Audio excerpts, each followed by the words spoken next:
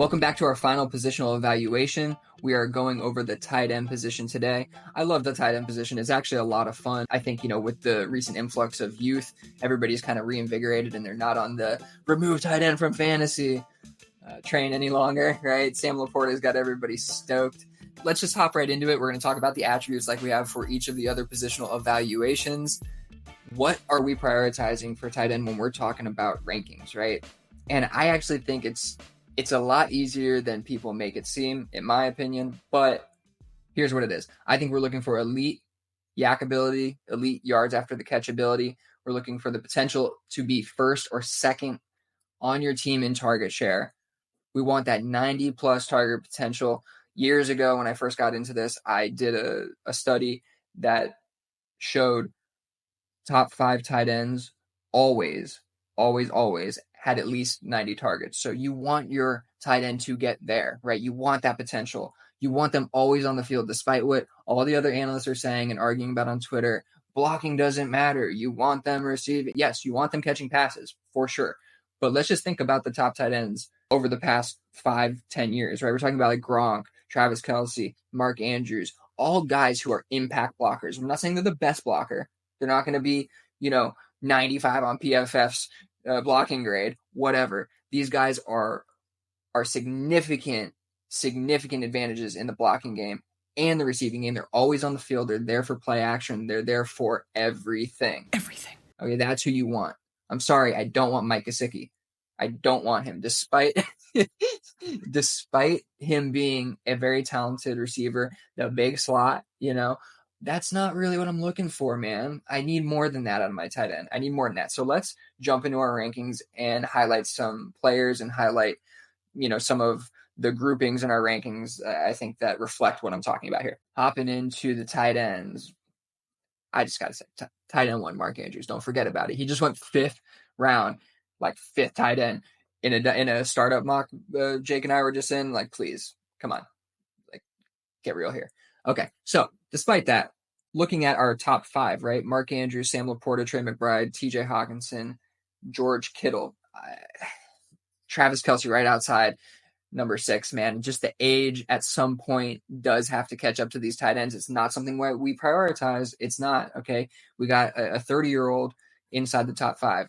But Travis Kelce's 34, rumors of retirement. He's finally got a honey on the side.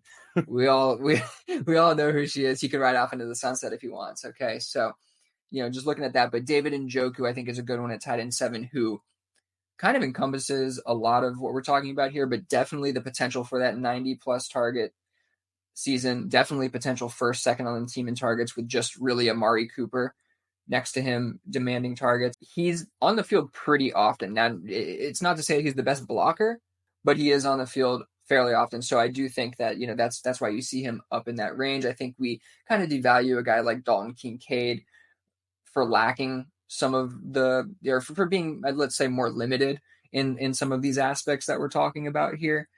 And as you go down, Kyle Pitts is a guy who could easily, obviously, with the coaching change and everything, jump up of just what we've seen from him. He's exhibited very few of these attributes. Of course, he has great yak ability in theory. We've just seen so little of it in his career because of opportunity, unfortunately. And we've certainly haven't seen the potential for the kind of targets or target share that we're really looking for. And honestly, I'd say that he hasn't really exhibited the potential to stay on the field all the time. He's much more of a receiver than he is a typical tight end. So I think that's kind of just all the factors combined. You see why he makes it down to tight end 9 for us, which that may be spicy, maybe not. I don't know.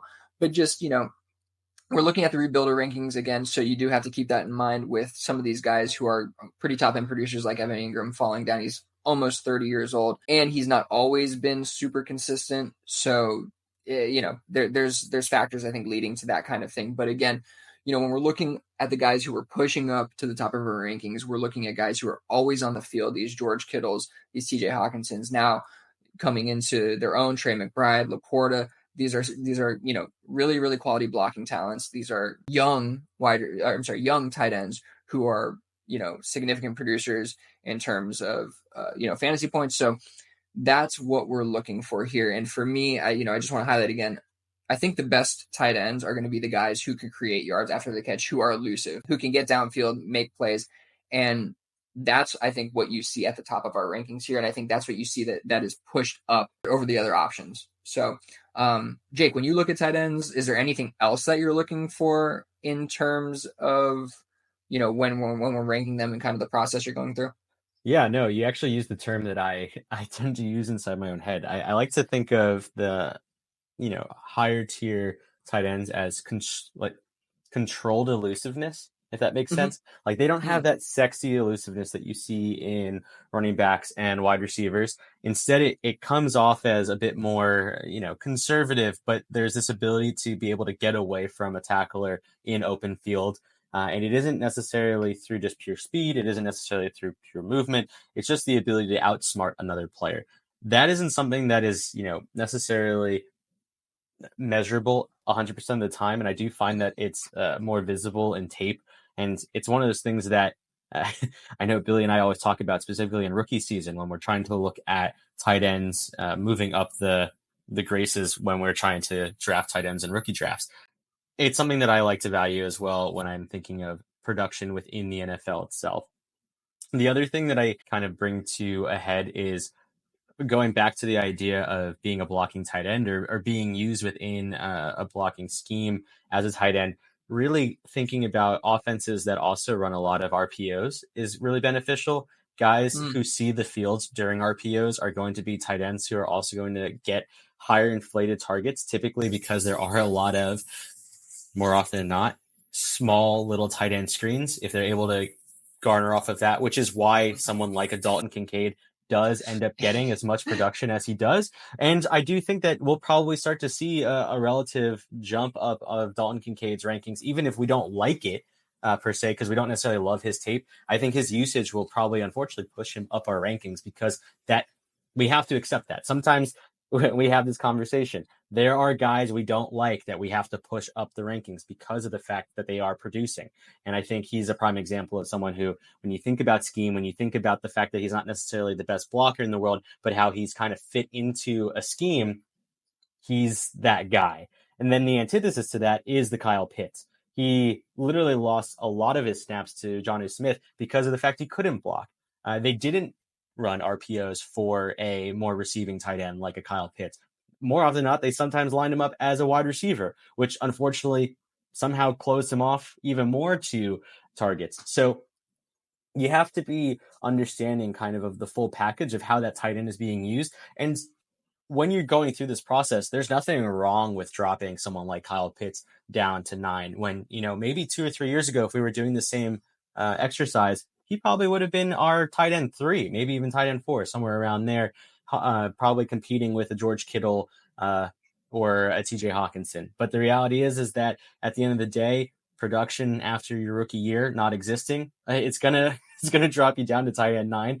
And we still have hopes for players like that. That isn't the purpose of these rankings. The idea is just really to understand where they kind of fall into the NFL right now, but still be speculative and be excited about what their future might look like. And it's like Jake said, it's that entire package. Like as we go through it, I think you can understand, but definitely understand that this isn't like put this guy above this guy. We're trying to really dig into the full package and understand all of the factors while taking a high level view of it at a certain time. And that's what we're trying to do here is obviously get across in a high level way like what we're looking at when it of course is it does become more nuanced, right? Like you are trying to look at every detail and really get a full profile of every player. But these are the things that we're prioritizing. I do think like you took the words right out of my mouth with Dalton Kincaid. Like he is one who we don't love, but he ends up there for the reasons we're talking about. And I think that's staying true to the process. And that's what we're trying to do here. One bit of nuance that I do think is worth mentioning, curvilinear movement. Okay, I know it sounds ridiculous, but when we're relating it to football, we're talking about bend, right? Bend at the hips, bend at the knee.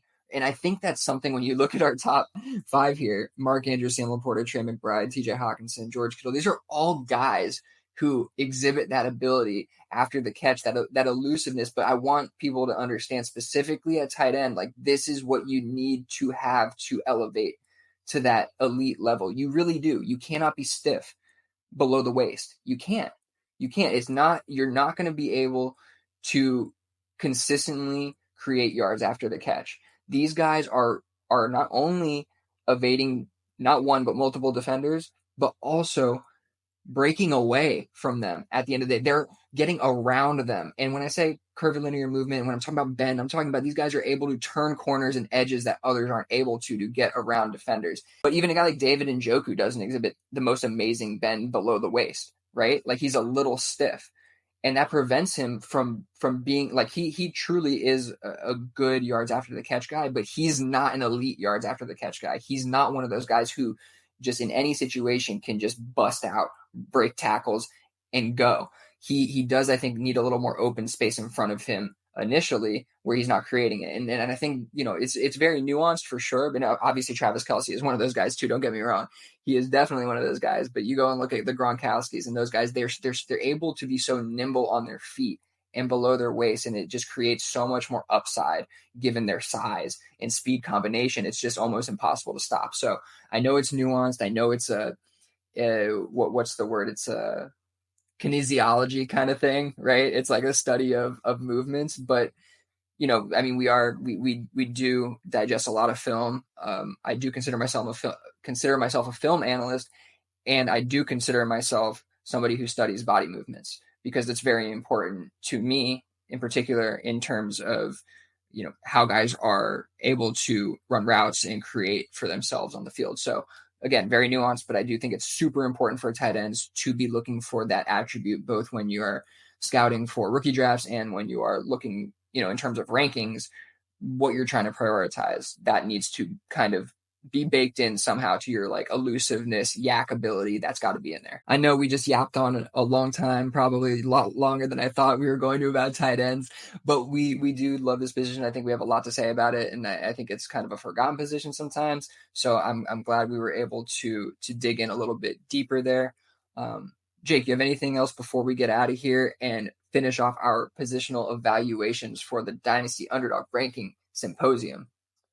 No, I think just take what we have presented with a grain of salt. You're going through this process yourself.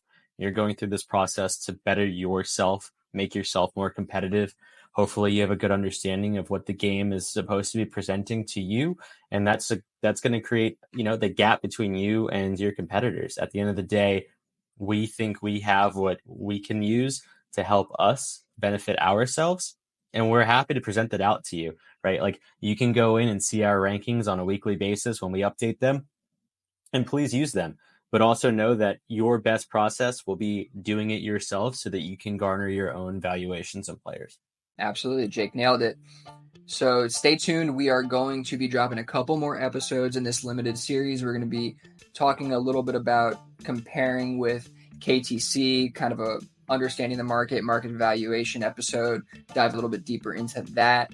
We're going to get into adding future picks into our rankings, kind of, the process similar to kind of the evaluations we're doing here, but, when in terms of picks, I think there's going to be some different things to talk about there. And then we might talk a little bit more about how to adjust and might have a bonus episode for you in the end. We'll see. But stay tuned for that. We're having a lot of fun producing this series. And hope you enjoy.